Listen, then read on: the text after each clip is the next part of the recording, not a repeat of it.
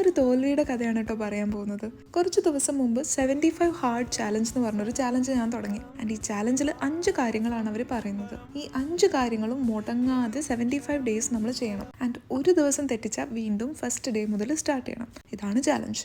ഇനി ഈ 5 കാര്യങ്ങൾ എന്താണെന്ന് ചോദിച്ചിട്ടുണ്ടെങ്കിൽ, ആദ്യം 45 മിനിറ്റ്സ് വീതമുള്ള 2 വർക്കൗട്ട് ഡെയിലി ചെയ്യണം.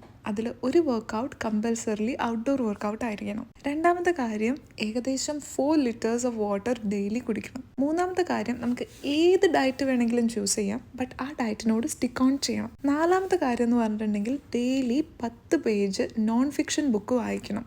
ആൻഡ് അഞ്ചാമത്തെ കാര്യം എന്ന് പറയുന്നത്, ഡെയിലി ഒരു പ്രോഗ്രസ് പിക്ചർ എടുക്കണം എന്നുള്ളതാണ്. ആൻഡ് ഇതിൻ്റെ മെയിൻ ചാലഞ്ച് ഇതൊന്നുമല്ല, ഈ പറഞ്ഞ കാര്യങ്ങളെല്ലാതും 75 ഡേയ്സ് കണ്ടിന്യൂസ്ലി ചെയ്യണം എന്നുള്ളതാണ്. ഒരു ദിവസം ബ്രേക്ക് വന്നിട്ടുണ്ടെങ്കിൽ നമ്മൾ ഡേ 1 മുതൽ വീണ്ടും സ്റ്റാർട്ട് ചെയ്യണം. സമയം 11:45 കഴിഞ്ഞു. ഞങ്ങൾ രണ്ടുപേരും നടക്കാൻ ഇറങ്ങിയിരിക്കുകയാണ്.